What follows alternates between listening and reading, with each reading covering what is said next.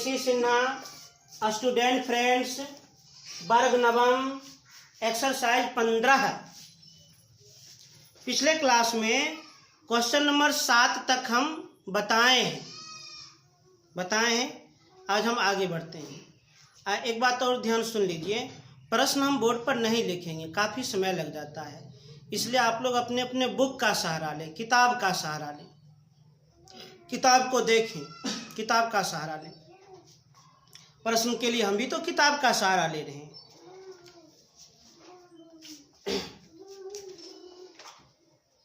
इस चैप्टर के अंतर्गत हम लोग मुख्य रूप से घन और घनाभ का अध्ययन कर रहे हैं। घन और घनाभ का अध्ययन कर रहे हैं इस चैप्टर के अंतर्गत। क्वेश्चन नंबर 8 से एकदम एकाग्र मन से देखिएगा, पूरा शांत चित्त होकर देखिएगा। क्वेश्चन नंबर 8,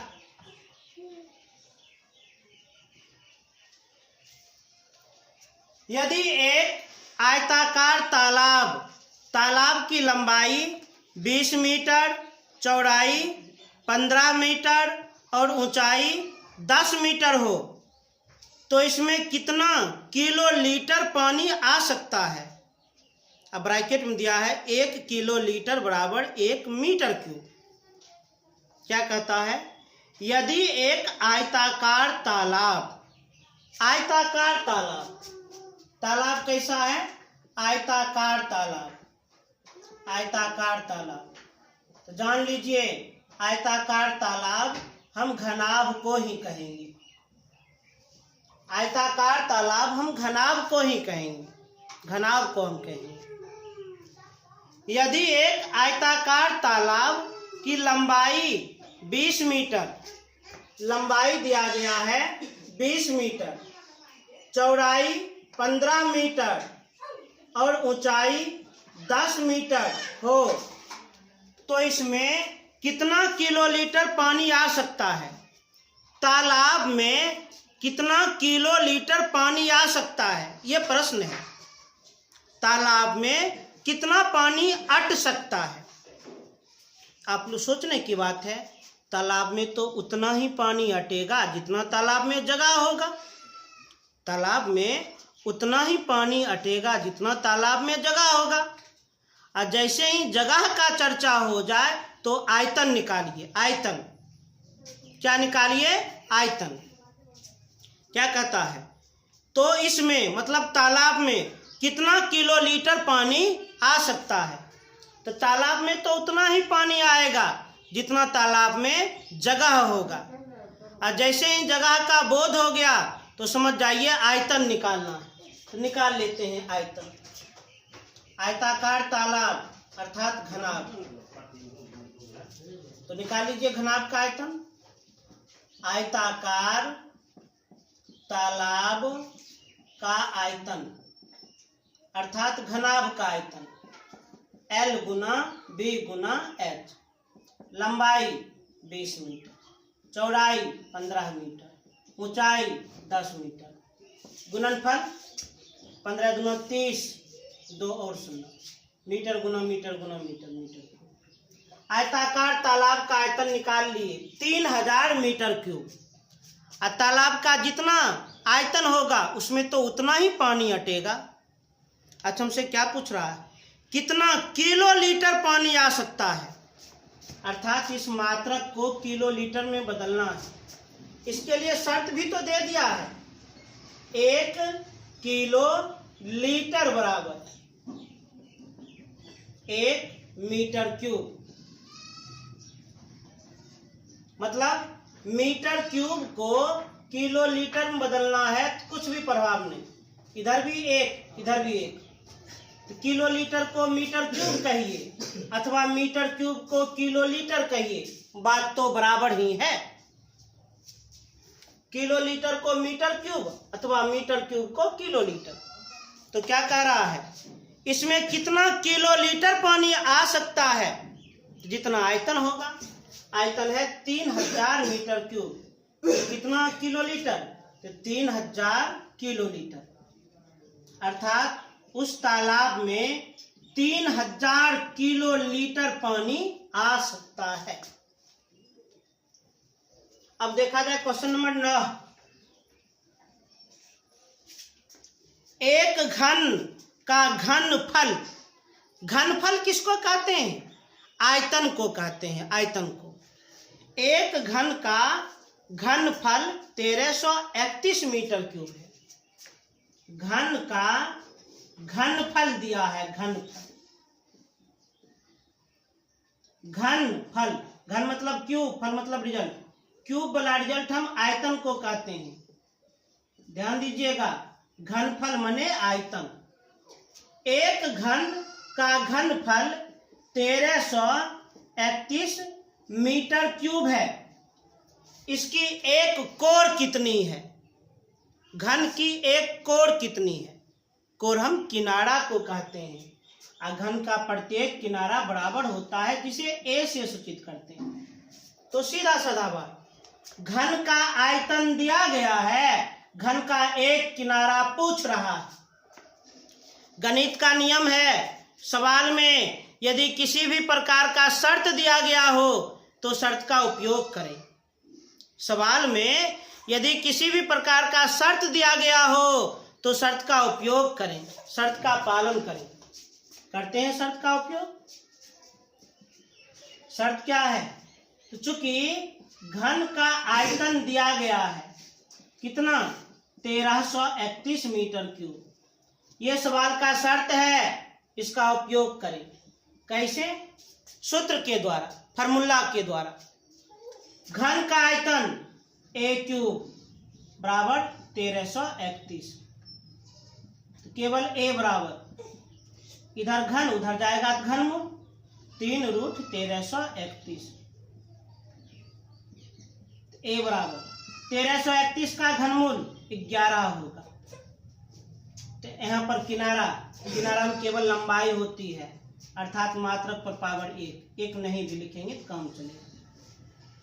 तो जिस घन का आयतन 1331 मीटर क्यूब, उस घन का एक किनारा कितना होगा? 11 मीटर होगा। तेजी से उतार लें, तेज।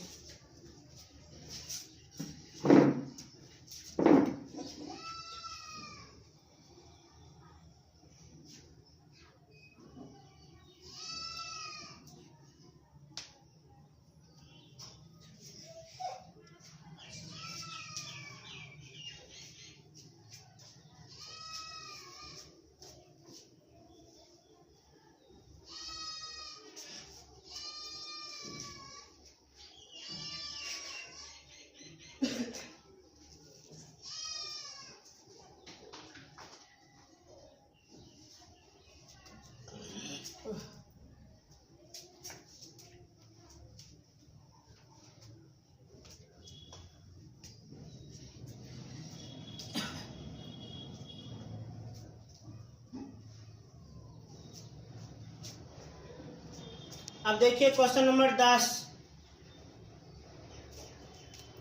ध्यान दीजिएगा। 5 सेंटीमीटर किनारे वाले एक घन को 1 सेंटीमीटर किनारे वाले कितने घनों में विभक्त किया जा सकता है? 4 ऑप्शन भी दिया गया। विभक्त माने बांटा जा सकता है। क्या कहता है? 5 सेंटीमीटर किनारे वाले एक घन को, एक घन है,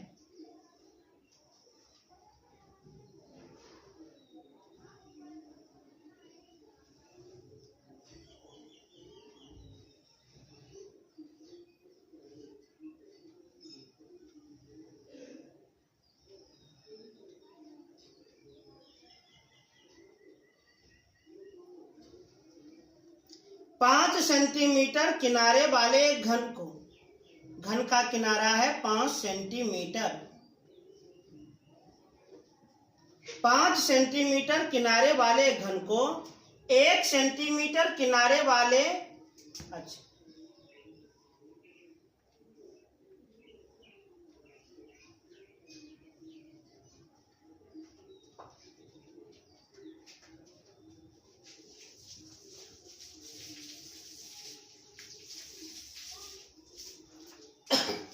प्रश्न क्या कहा समझिए।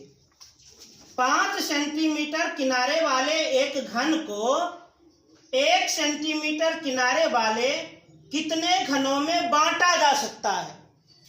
इसका कॉन्सेप्ट सुनिए, इसका रूल सुनिए, नियम सुनिए। जब किसी बड़े आकृति को किसी छोटे आकृति में बांटना हो और यदि छोटे आकृति की संख्या पूछा जाए तो बड़े आकृति का आयतन निकालकर छोटे आकृति के आयतन से भाग कर दे। नियम क्या बोले? जब किसी बड़े आकृति को किसी छोटे आकृति में बांटना हो और यदि छोटे आकृति की संख्या पूछा जाए तो बड़े आकृति का आयतन निकालकर छोटे आकृति के आयतन से भाग लगा दें। हम भी यही करेंगे। हमसे पूछा जा रहा है 5 सेंटीमीटर किनारे वाले एक घन को 1 सेंटीमीटर किनारे वाले कितने घनों में बांटा जा सकता है, अर्थात इस घन की संख्या पूछ रहा है, माने छोटे घन की संख्या पूछ रहा है, छोटे घन की संख्या। तो छोटे घन की संख्या हम कैसे ज्ञात करेंगे? अभी तुरंत समझाए हैं। यदि किसी बड़े आकृति को छोटे आकृति में बांटना हो और छोटे आकृति की संख्या पूछा जाए तो बड़े आकृति का आयतन निकालकर, बड़े आकृति का आयतन निकालकर छोटे आकृति के आयतन से भाग कर दीजिए। यहाँ बड़ा आकृति तो घन ही है, घन का आयतन a क्यूब अर्थात 5 का क्यूब, और छोटा आकृति भी तो घन ही है, घन का आयतन a क्यूब अर्थात 1 का क्यूब। 5 का घन 125, 1 का घन 1 नहीं लिखेंगे। तो समझ में आ गया। 5 सेंटीमीटर किनारे वाले घन को यदि 1 सेंटीमीटर किनारे वाले घन में बांटा जाए तो ऐसा 125 घन का निर्माण होगा। और इसमें ऑप्शन दिया है, कौन ऑप्शन सही होगा? Option number D. अब अगला प्रश्न को देखा जाए। Question number 11। पानी का एक हौज, हौज माने टंकी, हौज माने क्या होता है? टंकी। पानी का एक हौज 4 मीटर लंबा, 3.5 मीटर चौड़ा और हौज पानी से भरा है। पानी की सतह को 2 सेंटीमीटर नीचा करने के लिए कितना घन सेंटीमीटर पानी निकालना होगा? पानी का एक हौज, क्वेश्चन नंबर 11। पानी का हौज, और इस सवाल में जो पानी का हौज है वह घनाभ है। अच्छा, हम कैसे जान गए कि घनाभ है? क्योंकि लंबाई चौड़ाई दिया गया है और ऊंचाई का भी बोध हो रहा है। पानी का एक हौज 4 मीटर लंबा है। पानी का हौज जो है उसकी लंबाई है 4 मीटर, 3.5 मीटर चौड़ा है, चौड़ाई है 3.5 मीटर, और हौज पानी से भरा है, फुल है। पानी की सतह को 2 सेंटीमीटर नीचा करने के लिए कितना घन सेंटीमीटर पानी निकालना होगा? अब इतना तो हम लोग जान चुके हैं कि हौज घनाभ के आकार का है। ध्यान दीजिए, हालांकि आप लोग थोड़ा समझना ये हौज है और थोड़ा सा आप लोग मान लेना ये घनाभ है। हालांकि नहीं लग रहा है घनाभ, लेकिन फिर भी मान लेना ये पानी से भरा हुआ है।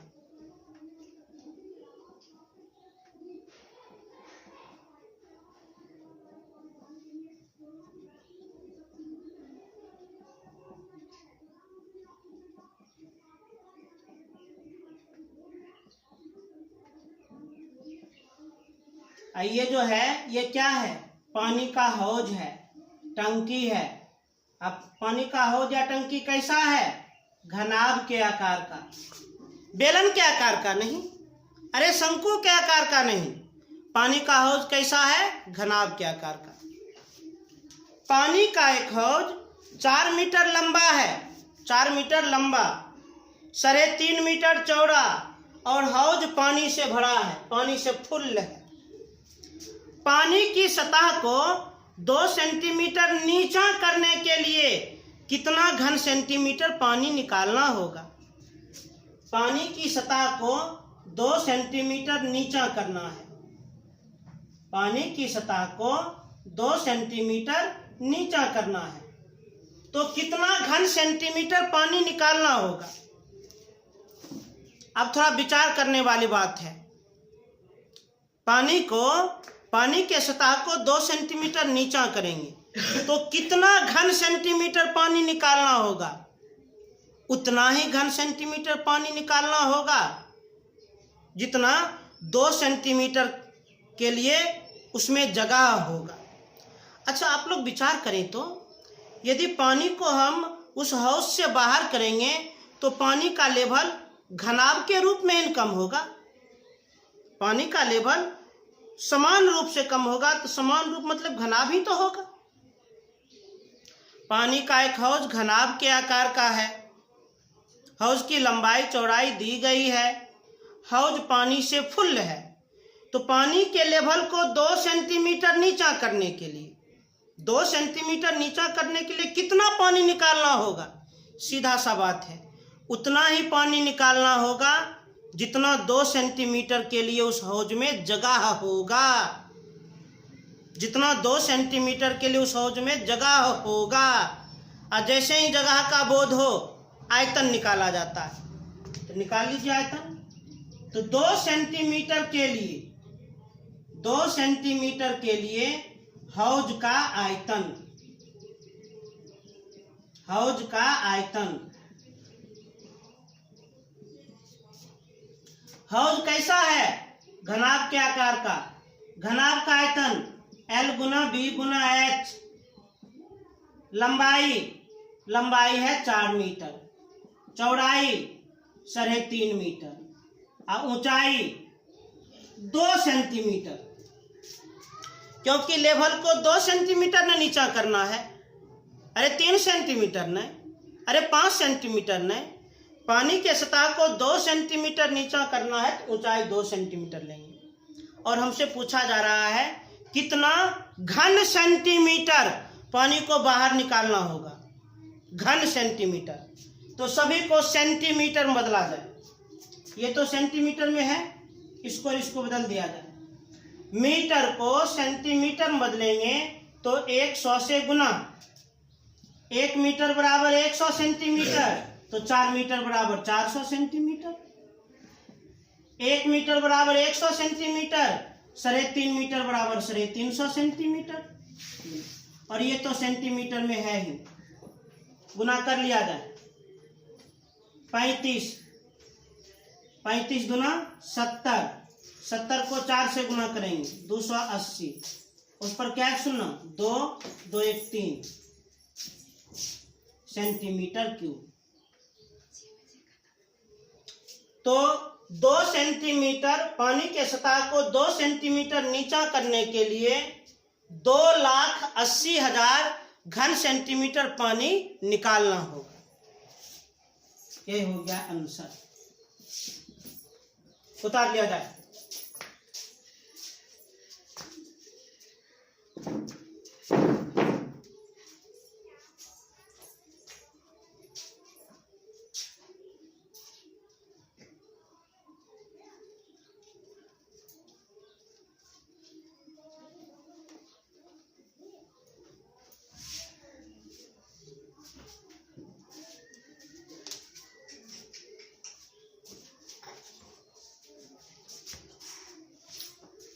अब अगला प्रश्न को देखा जाए।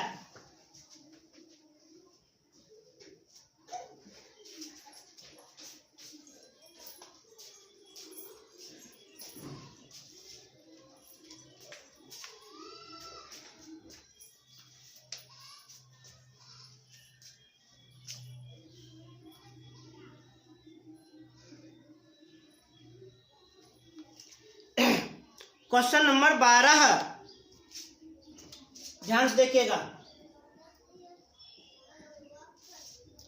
एक घनाभ की लंबाई 5 मीटर, चौड़ाई 4 मीटर तथा ऊंचाई 3 मीटर है तो उसका कुल पृष्ठ क्षेत्रफल तथा आयतन निकालें। बहुत इजी है, बहुत आसान है। एक घनाभ है, एक घनाभ है। घनाभ की लंबाई 5 मीटर, चौड़ाई 4 मीटर तथा ऊंचाई 3 मीटर है तो उसका कुल पृष्ठ क्षेत्रफल तथा आयतन निकालें। घनाभ का कुल पृष्ठ क्षेत्रफल और आयतन निकालें। आराम से निकाल सकते हैं, कोई दिक्कत नहीं। घनाभ का कुल पृष्ठ क्षेत्रफल, संपूर्ण पृष्ठ क्षेत्रफल फॉर्मूला 2 × LB + BH + HL होता है। 2 × L × B 5 × 4 plus B × H 4 × 3 plus H × L 3 × 5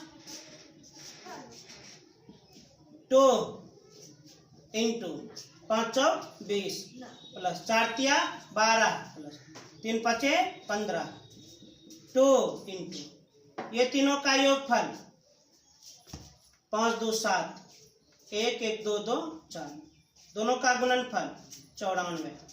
क्षेत्रफल है तो मीटर स्क्वायर। आयतन भी पूछ रहा है। घनाभ का आयतन L × B × H तो लंबाई 5, चौड़ाई 4, ऊंचाई 3, 5 × 20 20 × 60। आयतन है तो मात्रक पर पावर 3। अरे जब लंबाई, चौड़ाई और ऊंचाई घनाभ की तीनों विमाएं ज्ञात हो तो घनाभ का कोई भी चीज पूछे आराम से हम बता सकते हैं, कुछ भी प्रॉब्लम नहीं होगा। घनाभ का लंबाई, चौड़ाई, ऊंचाई दिया था, कुल पृष्ठ का क्षेत्रफल और आयतन पूछ रहा था, सूत्र लिख करके सरल कर दिए, कुछ भी प्रॉब्लम नहीं हुआ।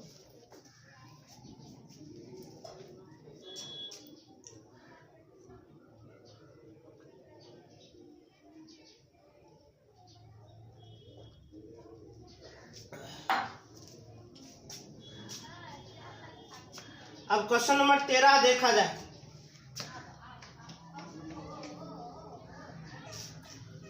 क्वेश्चन नंबर 13, एक पानी की टंकी 6.25 मीटर, 4.20 मीटर तथा 3.15 मीटर की भुजाओं वाले घनाभ के रूप की है। पूरी टंकी में भरे पानी के आयतन भी का सन्निकट मान ज्ञात करें। एक पानी की टंकी, पानी की टंकी, पानी की टंकी कैसी है? प्रश्नानुसार घनाभ के रूप की है। स्पष्ट रूप से प्रश्न कह रहा है, एक पानी की टंकी 6.25 मीटर, 4.20 मीटर तथा 3.15 मीटर की भुजाओं वाले घनाभ के रूप की है। पानी की टंकी घनाभ के रूप की है जिसकी लंबाई, चौड़ाई और ऊंचाई दी गई है। कितनी लंबाई है? 6.25 मीटर, चौड़ाई है 4.20 मीटर, ऊंचाई है 3.15 मीटर। पूरी टंकी में भरे पानी के आयतन, आयतन को अंग्रेजी में वॉल्यूम कहते हैं, जिसे भी से सूचित किया जाता है। पूरी टंकी में भरे पानी के आयतन का सन्निकटन मान ज्ञात कीजिए। माने पानी का आयतन पूछ रहा है और सन्निकट मान पूछ रहा है। अच्छा, टंकी में पानी कितना आएगा? टंकी में पानी कितना अटेगा? तो टंकी में पानी उतना ही अटेगा जितना उस टंकी में जगह होगा, उतना ही अटेगा। पूरी टंकी में भरे पानी के आयतन का सन्निकटन मान ज्ञात कीजिए। पानी का आयतन पूछ रहा है। पानी तो उतना ही अटेगा जितना टंकी में जगह होगा, और जैसे ही जगह का बोध हुआ तो आयतन निकालिए। तो पानी का आयतन निकालने के लिए हमें टंकी का आयतन निकालना होगा। टंकी का आयतन निकालना होगा। और चूंकि टंकी घनाभ के आकार की है तो घनाभ का आयतन L गुना B गुना H। तो लंबाई 6.25 मीटर, चौड़ाई 4.20 मीटर, ऊंचाई 3.15 मीटर। कटेगा तो काट दीजिए। दशमलव काटेंगे 1, बाद में 2 अंक 2 शून्य। दशमलव काटेंगे 1, बाद में 2 अंक 2 शून्य। दशमलव काटेंगे 1, बाद में 2 अंक 2 शून्य। 25 25 गुना 25 625। 25 चौक 100, शून्य शून्य कट गया। और कट रहा 25 25 चौक 100, और कटने वाला है। इसका आधा 2, इसका आधा 21, और कटने वाला है क्या, देख लिया जाए। हाँ, 5 से 5, 5 दूनी 10, 5 6 30, 5 तिया 15। अब तो नहीं, तो अंश में क्या बच गया, 21 गुना 63। हर में 2 दूनी 4, 4 चौक 16। अब थोड़ा इसका कैलकुलेशन कर लेते हैं। 21 गुना 63, 3 दूनी 6, 6 दूनी 12, 3 1323।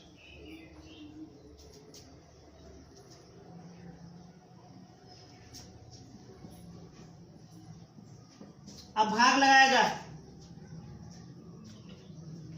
1323 को 16 से भाग लगाएंगे। इस परिमेय का दशमलव रूप शांत हो गया, जान गए हम, क्योंकि हर के अभाज्य गुणनखंड में केवल 2 मिलेगा। 4 अंक के बाद ये शांत हो जाएगा। 16 कितने बार में, 8 बार में। 4 कट गया 3। अब 2 बार में दशमलव 0। अब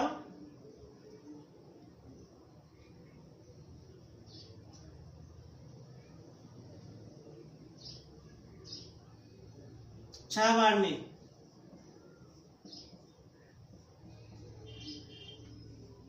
अब 8 बार में,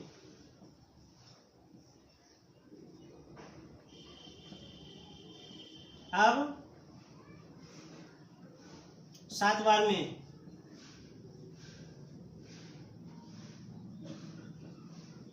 अब 5 बार में। तो 1323 को 16 से भाग लगाएंगे, 82.6875।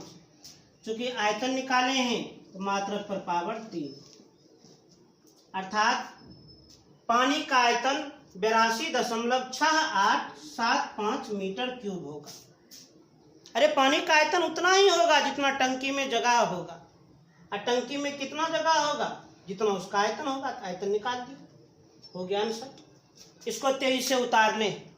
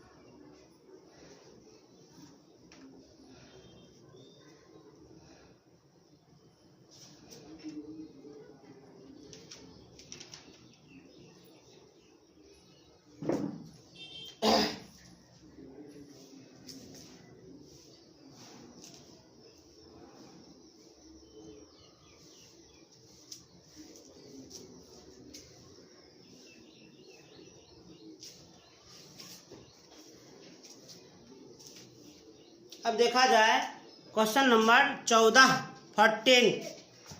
ध्यान से,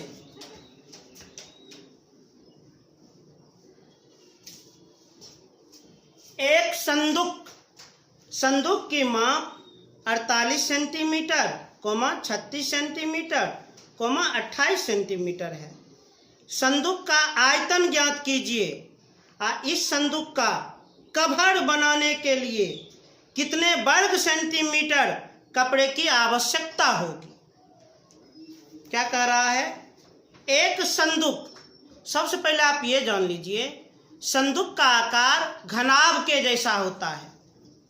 संदूक का आकार घनाभ के जैसा होता है। क्या कह रहा है? एक संदूक माने एक संदूक है, और बता दिए संदूक का आकार कैसा होता है? तो घनाभ के जैसा होता है। एक संदूक की माप 48 सेंटीमीटर, 36 सेंटीमीटर, 28 सेंटीमीटर है। संदूक माने घनाभ। घनाभ की लंबाई, चौड़ाई, ऊंचाई तीनों दिया है। लंबाई है 48 सेंटीमीटर, चौड़ाई है 36 सेंटीमीटर, ऊंचाई है 28 सेंटीमीटर। संदूक का आयतन ज्ञात कीजिए। क्या कह रहा है? संदूक का आयतन ज्ञात कीजिए। संदूक का आयतन ज्ञात कीजिए। संदूक माने घनाभ। घनाभ का आयतन क्या होता है? L गुना B गुना H। तो लंबाई 48, चौड़ाई 36, ऊंचाई 28। थोड़ा सा कैलकुलेशन हम आप लोगों पर भी छोड़ते हैं। जोड़ घटा गुना भाग तो आप लोग जरूर कर सकते हैं, कीजिए, आप लोग करना चाहिए। ये सबको गुना कर लेना, जितना गुणनफल होगा लिख दीजिए। चूंकि आयतन निकाले हैं तो सेंटीमीटर क्यूब। ये गुना करने के लिए हम आप लोगों पर छोड़े हैं, जरूर कर लीजिएगा गुना। एक और प्रश्न है, इस संदूक का कवर बनाने के लिए कितने वर्ग सेंटीमीटर कपड़े की आवश्यकता होगी? अरे भाई, हम संदूक का कवर बनाना चाहते हैं, अर्थात संदूक को हम पूर्ण रूपेण ढकना चाहते हैं, तो हम कवर बनाएंगे। तो सोचने वाली बात है, संदूक तो है घनाभ, उस घनाभ का कवर बनाएंगे तो घनाभ में 6 सतह होती है, तो हम 6 सतह को ढकेंगे। तो संदूक का कवर बनाने के लिए कितने वर्ग सेंटीमीटर कपड़े की आवश्यकता होगी? कितने कपड़े की आवश्यकता होगी?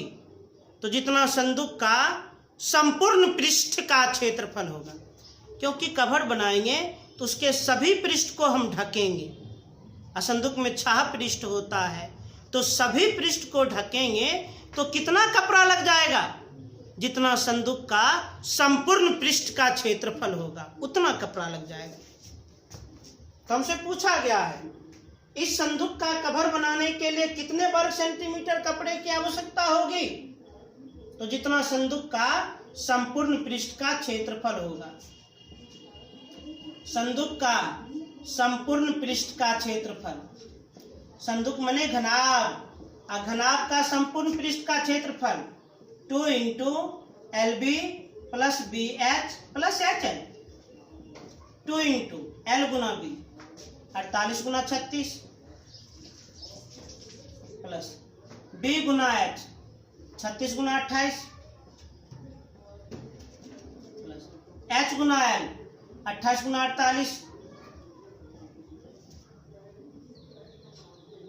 अब थोड़ा कैलकुलेशन आप लोगों पर छोड़ते हैं, आप लोग जरूर कीजिएगा, निश्चित रूप से कीजिएगा।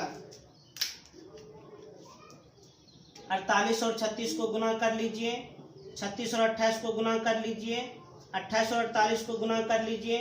जितना जितना गुणनफल आवे पुनः सभी को जोड़ दीजिए, और जितना योगफल आवे अंत में 2 से गुना कर दीजिए। और चूंकि क्षेत्रफल निकाले हैं तो सेंटीमीटर स्क्वायर। तो संदूक को का कवर बनाने के लिए इतना ही वर्ग सेंटीमीटर कपड़े की आवश्यकता होगी, जरूरत होगी। ये सब आप लोग को थोड़ा कम करना है। अब क्वेश्चन नंबर 15 और बड़ा मजेदार सवाल है। क्वेश्चन नंबर 15 एकदम ध्यान से देखिएगा।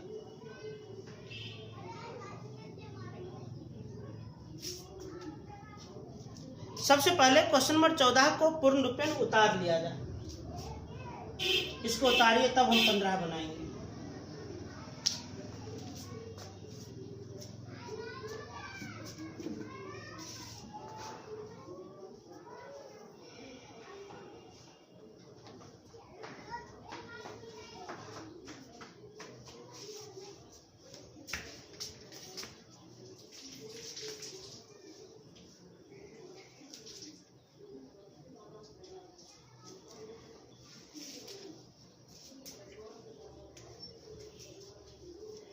क्वेश्चन नंबर 15 ध्यान से देखिएगा।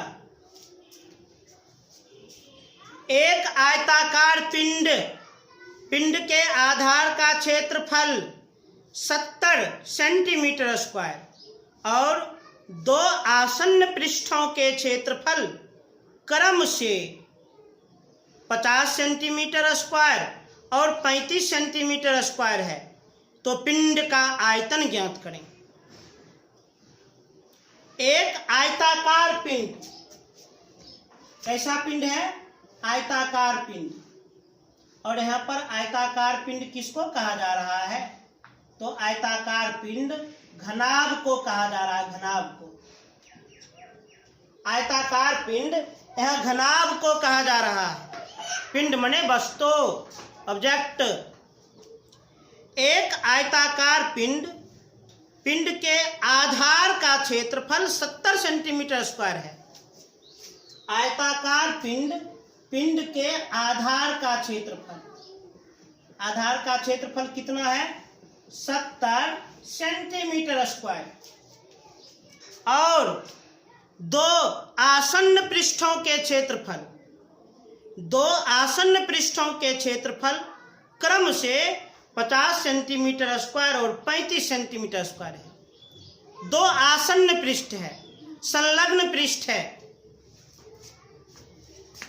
तो पहला आसन्न पृष्ठ का क्षेत्रफल 50 सेंटीमीटर स्क्वायर और दूसरा आसन्न पृष्ठ का क्षेत्रफल, आसन्न पृष्ठ का क्षेत्रफल 35 सेंटीमीटर स्क्वायर। तो कहता है तो पिंड का आयतन ज्ञात करें। आयताकार पिंड का आयतन ज्ञात करें। आयताकार पिंड मने घनाभ। सवाल को थोड़ा समझिए। एक आयताकार पिंड है, आयताकार पिंड घनाभ को कहा जा रहा है। आधार का क्षेत्रफल 70 सेंटीमीटर स्क्वायर और दो आसन्न पृष्ठ का क्षेत्रफल क्रम से 50 सेंटीमीटर स्क्वायर और 35 सेंटीमीटर स्क्वायर है। तो उस पिंड का आयतन ज्ञात कीजिए। थोड़ा समझिए। यहाँ पर आयताकार पिंड किसको कहा जा रहा है? यहाँ पर आयताकार पिंड घनाभ को कहा जा रहा है, घनाभ को। देखिए इस चित्र को, यही तो है आयताकार पिंड माने घनाभ। घनाभ में कुल 6 सतह होती है और प्रत्येक सतह आयत होती है, आयत। ध्यान दें, घनाभ में 3 विमाएं होती है। ये जो सबसे बड़ी है ये लंबाई है, L से सूचित करेंगे। उसके बाद जो मध्यम रेखा की लंबाई है इसको हम चौड़ाई मानते हैं, B से सूचित करेंगे। और ये जो देख रहे हैं ये ऊंचाई है, S से सूचित करेंगे। आयताकार पिंड मने घनाभ। क्या क्या बोला है? घनाभ के आधार का क्षेत्रफल 70 सेंटीमीटर स्क्वायर। घनाभ के आधार मतलब नीचे, आधार में क्या है? आयत ही तो है। क्या त्रिभुज आपको दिख रहा है? क्या वृत्त आपको दिख रहा है? अरे भाई ये घनाभ है। घनाभ के आधार अर्थात नीचे में क्या है? आयत है, आयत। आधार का क्षेत्रफल माने आयत का क्षेत्रफल, L गुना B। तो घनाभ के आधार का क्षेत्रफल 70 सेंटीमीटर स्क्वायर। आधार में आयत है और आयत का क्षेत्रफल L गुना B। तो L गुना B बराबर 70 सेंटीमीटर स्क्वायर। और देखिए, दो आसन पृष्ठ का क्षेत्रफल क्रम से 50 सेंटीमीटर स्क्वायर और 35 सेंटीमीटर स्क्वायर है। आसन पृष्ठ किसको कहते हैं? जो साथ में हो उसी को। जैसे ये तो आधार है, इसके आसन पृष्ठ क्या हुआ? मतलब इसके साथ में क्या है? इसके साथ में या तो सामने वाला हम कह सकते हैं, इसके साथ में या तो साइड वाला हम कह सकते हैं। ये तो आधार है, इसका आसन पृष्ठ इसके साथ में, तो इसके साथ में या तो सामने वाला या तो साइड वाला है। तो बड़ा वाला सतह का क्षेत्रफल 50 सेंटीमीटर स्क्वायर और छोटा वाला सतह का क्षेत्रफल 35 सेंटीमीटर स्क्वायर है। क्या कहा? घनाभ के आधार का क्षेत्रफल 70 सेंटीमीटर स्क्वायर, L गुना B बराबर 70 सेंटीमीटर स्क्वायर, और दो आसन पृष्ठ का क्षेत्रफल क्रम से 50 सेंटीमीटर स्क्वायर और 35 सेंटीमीटर स्क्वायर। तो पहला आसन पृष्ठ हम इसको मान लिए और दूसरा आसन पृष्ठ इसको मान लिए। यह है पहला आसन पृष्ठ। यह भी तो आयत है, आयत का क्षेत्रफल L गुना B, परंतु घनाभ के दृष्टिकोण से ये L है और ये H है। तो पहला आसन पृष्ठ का क्षेत्रफल L गुना H बराबर 50 सेंटीमीटर स्क्वायर, और दूसरा आसन पृष्ठ हम इसको माने हैं, यह भी तो आयत है। आयत का क्षेत्रफल L गुना B, परंतु घनाभ के दृष्टिकोण से ये B माने हैं, ये H माने हैं, अर्थात B गुना H बराबर 35 सेंटीमीटर स्क्वायर। और हमसे क्या पूछा जा रहा है? हमसे पूछा जा रहा है पिंड का आयतन। हमसे पूछा जा रहा है पिंड का आयतन, मतलब घनाभ का आयतन। और सूत्र जानते हैं, घनाभ का आयतन L गुना B गुना H। देखिए 3 शर्त दिया है, लेकिन L गुना B गुना H तीनों एक साथ कहीं नहीं दिखेगा। इसमें L गुना B है तो H नहीं है, L गुना H है तो B नहीं है, B गुना H है तो L नहीं है। अब क्या करना पड़ेगा? पिंड का आयतन ज्ञात करने के लिए L गुना B गुना H, तो कम से कम कोनो एगो चीज आपको ज्ञात करना है। या तो L ज्ञात करो, या तो B ज्ञात करो, या तो H ज्ञात करो। इसका उपाय क्या है? तो जो चीज आपको ज्ञात करना है, जैसे मान लीजिए हमको L ज्ञात करना है, मान लीजिए हमको L ज्ञात करना है, तो हम L कैसे ज्ञात करेंगे? तो L ज्ञात करेंगे तो B का मान L के रूप में निकाल लेंगे, H का मान भी L के रूप में निकाल लेंगे, और B और H का मान यहाँ पर रख देंगे। B और H का मान, अरे हम किसी भी समीकरण का उपयोग कर सकते हैं। ध्यान दीजिए, जैसे कोई छात्र कहेगा सर हमको B का मान ज्ञात करना है, B का मान, चौड़ाई का मान, चौड़ाई का मान ज्ञात करना है, चौड़ाई छोड़ो, तो लंबाई और ऊंचाई, तो लंबाई और ऊंचाई वाला समीकरण ये हो गया, इसी से मान निकलेगा। B का मान ज्ञात करना है, तो यहाँ पर B का मान ज्ञात करना है, L को B के रूप में निकालो, H को भी B के रूप में निकालो, L और H का मान यहाँ रख दो। कोई कहेगा सर हमको H का मान ज्ञात करना है, H का, ऊंचाई का मान, ऊंचाई का मान ज्ञात करना है, ऊंचाई छोड़ो, तो बच गया लंबाई और चौड़ाई, L और B। तो माने इस समीकरण से ऊंचाई का मान निकलेगा। कैसे? तो सबसे पहले H का मान L के रूप में निकाल लेंगे और B का मान भी हम H के रूप में निकाल लेंगे। उसके बाद L और B का मान यहाँ रख देंगे, ऊंचाई निकल जाएगा। अब पिंड का आयतन निकालने के लिए अब हमको तो L, B और H में कोनो एगो ज्ञात करना है, तो मेरा इच्छा हम H ही ज्ञात करेंगे, ऊंचाई ही ज्ञात करेंगे। तो ऊंचाई ज्ञात करेंगे तो इसके लिए लंबाई और चौड़ाई वाले समीकरण का प्रयोग करेंगे। लंबाई और चौड़ाई हम इसी का उपयोग करेंगे। तो ये दोनों से पहले मान निकालिए। L का मान निकल जाएगा इससे, L बराबर 50/H। B का मान निकल जाएगा इससे, B बराबर 35/H।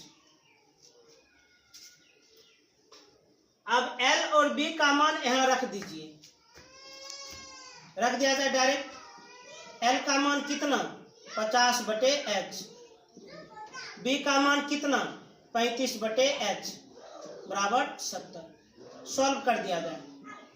अंश को अंश से गुना, 50 गुना 35, h गुना h स्क्वायर बराबर 70 बट्टा में कुछ होते। जब बराबर के दोनों तरफ एक एक बट्टा हो तो अंश को अंश से काट सकते हैं। यदि वह अकेला हो अथवा गुना में हो कटेगा। 35 से कहें 35, 35 गुना 70 और कटेगा। 2 कहें 2, 25 गुना 50। अब कोना कोनी गुना, इस कोना गुना करेंगे h स्क्वायर, इस कोना गुना करेंगे 25, केवल h बराबर √25, 25 का वर्गमूल 5, ऊंचाई निकल गया 5 सेंटीमीटर। इसलिए आयताकार पिंड का आयतन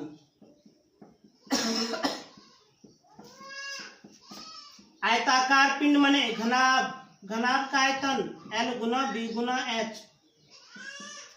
L गुना B दिया है, L गुना B कितना 70, अब गुना H हम निकाले हैं कितना 5, 7 × 5 = 35, 350 आयतन है सेंटीमीटर क्यूब। बड़ा VVI प्रश्न था, तेजी से इसे उतार लिया जाए।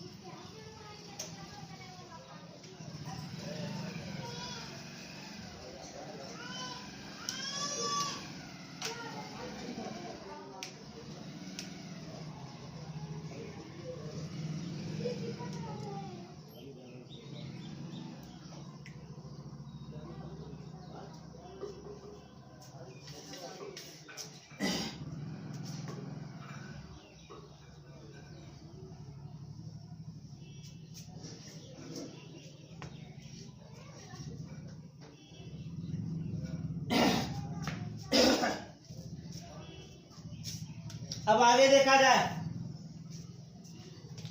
क्वेश्चन नंबर 16 देखा जाए। 16 क्या कहता है?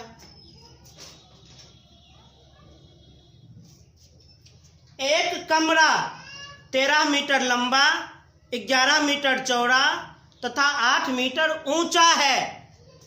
इसकी दीवारों पर रंग कराने का खर्च 25 पैसे प्रति मीटर स्क्वायर की दर से क्या होगा? एक कमरा का आकार घनाभ के जैसा होता है। कमरा का आकार घनाभ के जैसा होता है। एक कमरा 13 मीटर लंबा, 11 मीटर चौड़ा तथा 8 मीटर ऊंचा है। कमरा की लंबाई है 13 मीटर, चौड़ाई है 11 मीटर, ऊंचाई है 8 मीटर। इसकी दीवारों पर रंग कराने का खर्च 25 पैसे प्रति मीटर स्क्वायर की दर से क्या होगा? दर दिया है, रेट दिया है 25 पैसे प्रति मीटर स्क्वायर। इस दर के अनुसार दीवारों पर रंग कराने का खर्च ज्ञात करें। अरे बहुत साधारण सा प्रश्न है। अरे मान लीजिए एक रूम है, कमरा है घनाभ के आकार का, लंबाई चौड़ाई ऊंचाई ज्ञात है। कमरा के दीवार, कमरा में तो 4 ही दीवार होती है। कमरा के दीवार को रंगना है तो रंग कराने का खर्च ज्ञात करें। तो सबसे पहले कमरा के दीवार को रंगना है तो सबसे पहले दीवार का क्षेत्रफल निकाला जाए और उसके अनुसार ही तो हम खर्चा निकालेंगे। सबसे पहले दीवार का क्षेत्रफल निकाला जाए। और हम जानते हैं कमरा अर्थात घनाभ में 4 दीवार होते हैं। तो कमरा के चारों दीवार का क्षेत्रफल, इसका फॉर्मूला बताए हैं 2 into H into L plus B. 2 into H कितना 8 इंटू एल कितना 13 प्लस बी कितना 11 और 2 16 13 प्लस 11 24। दोनों का गुणनफल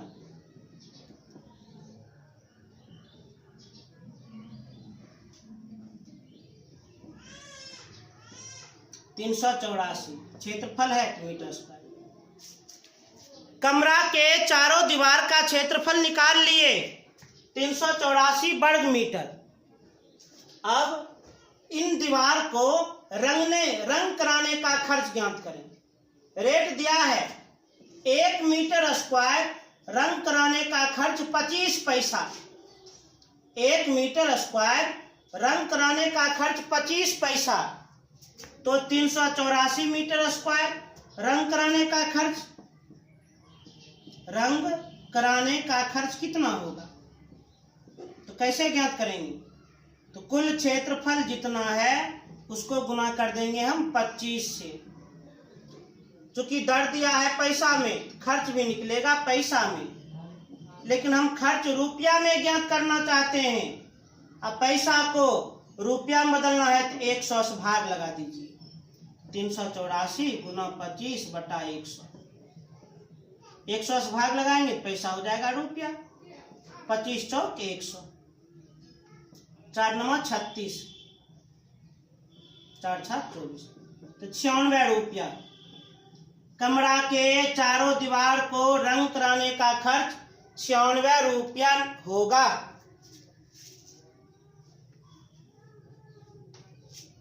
अगला प्रश्न, क्वेश्चन नंबर 17 देखा जाए। एक घनाभ की लंबाई, चौड़ाई तथा विकर्ण क्रमशः 60 सेंटीमीटर, 20 सेंटीमीटर और 65 सेंटीमीटर है, तो इसका आयतन ज्ञात करें। क्वेश्चन नंबर 17,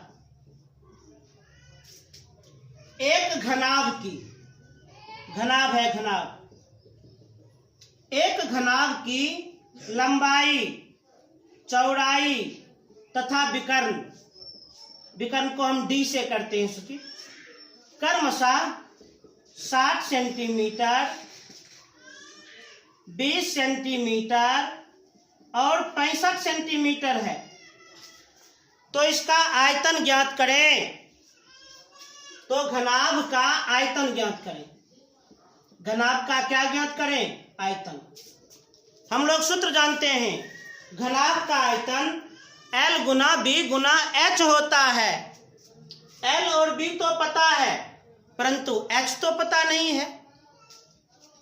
यदि हम इस शर्त का उपयोग कर लेंगे तो H भी निकल जाएगा। तो सबसे पहले शर्त का उपयोग किया जाए। शर्त होता ही है उपयोग करने के लिए। चूंकि घनाभ का विकर्ण दिया है 65 सेंटीमीटर, ये सवाल का शर्त है, इसका उपयोग करें, ऊंचाई निकल जाएगा।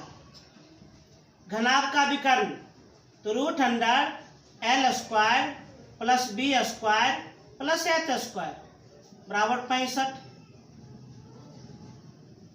√L स्क्वायर तो 60 का स्क्वायर, B स्क्वायर 20 का स्क्वायर, H स्क्वायर निकालना है बराबर 65। सरल किया जाए, ये रूट उधर जाएगा तो वर्ग के रूप में इधर बच गया। 60 का वर्ग 3600, 20 का वर्ग 400 प्लस H स्क्वायर बराबर, ये रूट उधर जाएगा तो वर्ग 65 का होल स्क्वायर। ये दोनों का योगफल 4000 प्लस H स्क्वायर बराबर 65 का वर्ग, 65 गुना 65 4225। अब इससे हम H का मान ज्ञात कर लेंगे। एच स्क्वायर बराबर, ये उधर जाएगा तो माइनस के रूप में, उधर है 4225, 4000 उधर जाएगा तो माइनस 4000। एच स्क्वायर बराबर 225, एच बराबर √100 225, 225 का वर्गमूल 15 सेंटीमीटर। तो सवाल का जो शर्त है उस शर्त का उपयोग कर लिए, ऊंचाई निकल गया। अब मेरे पास लंबाई, चौड़ाई और ऊंचाई तीनों भी माप ज्ञात है। अब तो हम घनाभ का जो भी माप पूछा जाएगा प्राप्त कर लेंगे। तो पूछा जा रहा है आयतन, आयतन पूछ रहा है। तो घनाभ का आयतन क्या होता है? फॉर्मूला L गुना B गुना H। L है 60 गुना B है 20 गुना H है 15, गुना कर लिया जाए, 6 दूनी 12, 15 गुना 12 180, 2 शून्य लगा दिए। आयतन है तो मात्रक पर पावर 3, तो घनाभ का आयतन होगा 18,000 घन सेंटीमीटर। तेजी से उतार लिया जाए।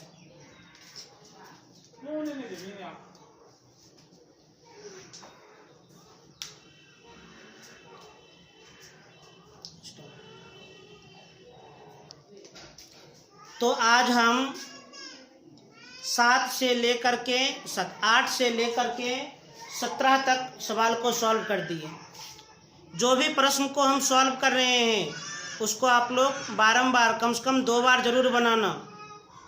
सूत्र को एकदम याद कर लीजिए, पूरा ओठस्थ कर लीजिए, ये ध्यान रहे। सूत्र घन और घनाभ का सूत्र ओठस्थ रहना चाहिए। जब भी आपको उतारना हो तो वीडियो को रोक रोक करके उतारें, उतर जाएगा, कोई भी प्रॉब्लम नहीं होगी। और ध्यान रहे कि आज तो हम 1 घंटा लगभग काम कर चुके हैं, तो आप लोग इस चैनल को निश्चित रूप से सब्सक्राइब कर लीजिए, लाइक कर दीजिए और ज़्यादा से ज़्यादा शेयर कर दीजिए, क्योंकि आप जितने अधिक लोगों को शेयर कीजिएगा, जितने अधिक छात्रों तक मेरी बात जाएगी, उतना अधिक उन लोगों को लाभ मिलेगा। और हम 1 पैसा भी इसके लिए नहीं ले रहे हैं, मुफ्त में हम शिक्षा दे रहे हैं। लॉकडाउन के समय में यह चीज़ सबके पास जाना चाहिए, इसलिए हम आप लोगों से ही उम्मीद करते हैं। चैनल को निश्चित रूप से सब्सक्राइब कीजिए, लाइक कीजिए और ज़्यादा से ज़्यादा शेयर कीजिए। पुनः अगले कक्षा में मिलेंगे हम। Thank you.